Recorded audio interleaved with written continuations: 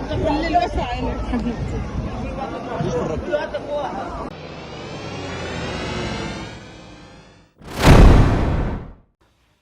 मैं हूं मुमताज आलम रिजवी और मैं बात करूंगा गाजा की।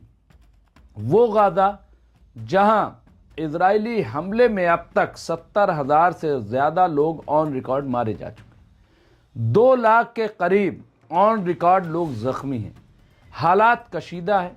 पूरा गाज़ा जब मैं कह रहा हूं तो पूरा गाज़ा मलबे के ढेर में तब्दील हो चुका है।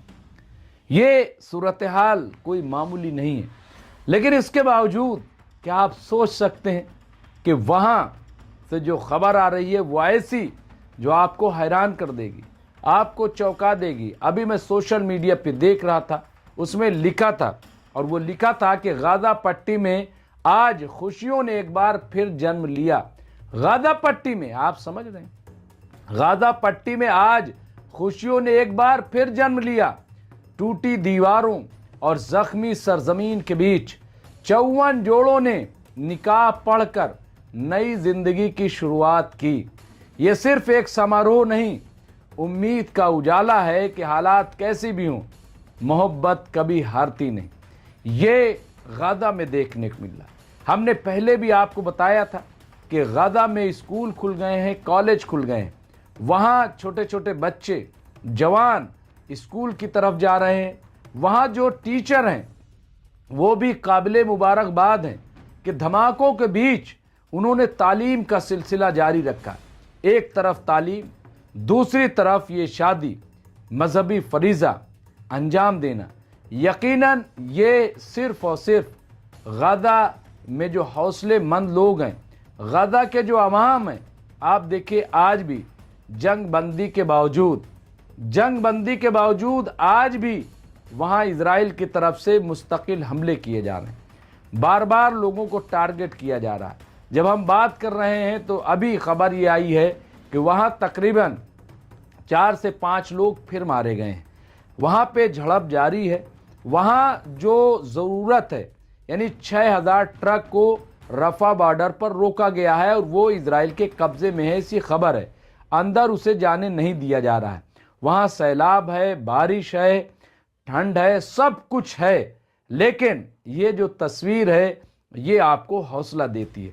आप सोच रहे होंगे कि कैसे मुमकिन है, ये कहाँ से आ रहा है, ये इतने खूबसूरत लिबास कैसे आ गए, लेकिन ये सब हो रहा है। ये मुआजिज़ा नहीं तो और क्या है।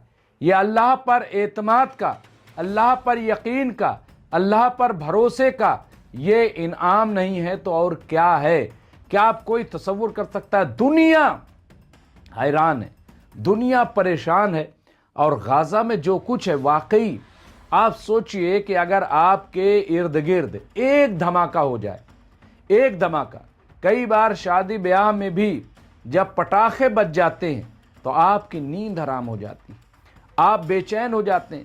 खैर, हिंदुस्तान का मामला ये है कि यहाँ तो मस्जिदों में होने वाली अजान से भी कुछ लोगों को परेशानी हो जाती है। खैर, लेकिन ये गाज़ा क्या चीज़ है, गाज़ा के लोग कैसे हैं?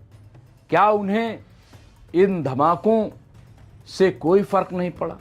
क्या वो इतने अल्लाह वाले हैं?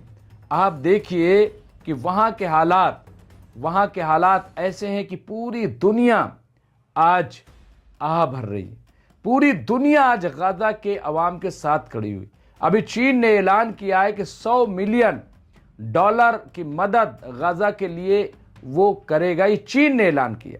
इसके अलावा मुस्लिम ममालिक भी ऐलान ही कर रही हैं, हालांकि उनको शर्म से डूब मरना चाहिए, क्योंकि आप देखिए कि जंगबंदी हुई। जंगबंदी में कतर, मिस्र और तुर्की, ये 3 मुल्क खास तौर से उस जंगबंदी को कराने में बतौर मीडिएटर शामिल रहे। हम सब आप जानते हैं, अमेरिका भी उसमें शामिल था और जंगबंदी हुई।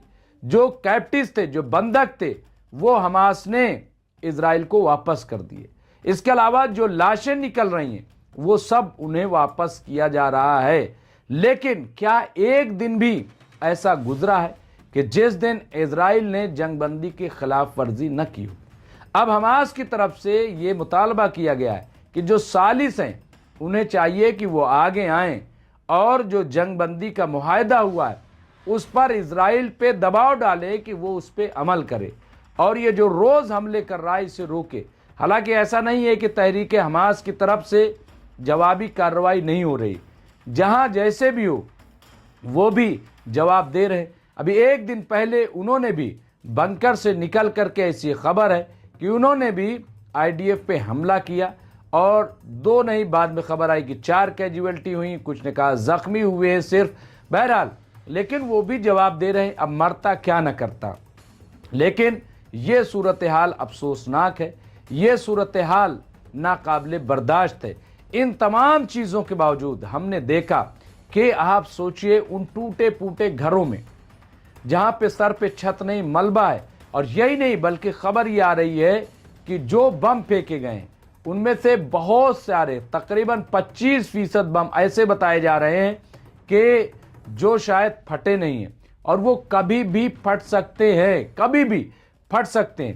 ان کے بیچ میں زندگی گزارنا، یعنی بارود کے ڈھیر میں صرف آپ محاورہ سنتے ہوں گے کہ بارود کے ڈھیر میں بیٹھیں، لیکن حقیقت یہ ہے کہ غزہ کے عوام واقعی بارود کے ڈھیر میں بیٹھیں، اور اس بارود کے ڈھیر میں بیٹھ کے ایک طرف نماز ہے، اللہ کی عبادت ہے، وہ جاری ہے، دوسری طرف آپ دیکھیے کہ تعلیم کا سلسلہ شروع ہو گیا، تعلیم کا، اور تیسری طرف یہ شادی جو ابھی آپ نے دیکھا 54 جوڑے، یہ کوئی عام بات نہیں ہے، میں سمجھتا ہوں کہ یہ بہت ہی اہم ہے۔ اور جو یہ لکھا ہے، جس نے بھی یہ لکھا ہے، بہت خوبصورت جملے لکھے ہیں کہ غازہ پٹی میں آج خوشیوں نے ایک بار پھر جنم لیا، خوشیوں نے ایک بار پھر جنم لیا۔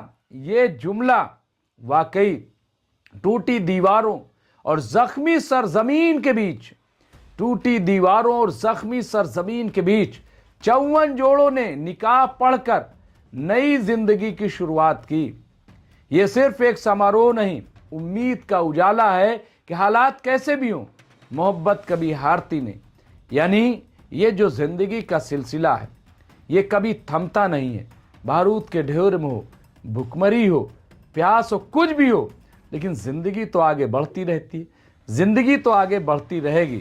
آپ دیکھیے خان یونس میں اور دوسرے مقامات پہ یہ حالات کے باوجود، اور میں سمجھتا ہوں کہ یہ اسرائیل کے لیے، اسرائیل کے منہ پر ایک زوردار تماچا ہے کہ کتنا ظلم کرو گے بھائی، تم ظلم کرتے رہو، ہم ان اللہ مع الصابرین پڑھتے رہیں گے، ہم اللہ کا شکر ادا کرتے رہیں گے اور اللہ کے بتائے ہوئے راستے پر چلتے رہیں گے، اور آپ کو آئینہ دکھاتے ہوئے ہم شادی بھی کریں گے، بیاہ بھی کریں گے، تعلیم بھی حاصل کریں گے، اور اللہ کو یاد بھی کریں گے۔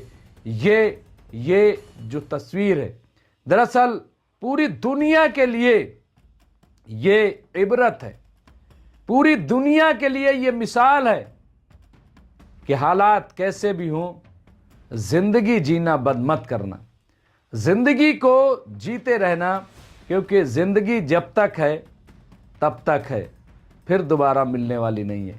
بہرحال یہ بڑی خوبصورت تصویر جو غزہ سے آئی تھی میں نے آپ کی خدمت پیش کی ہے۔ اس طرح کے خبروں کے لیے دیکھتے رہیے MMC نیوز انڈیا۔ دیجیے اجازت، بہت بہت شکریہ۔ میں ممتاز عالم رضوی۔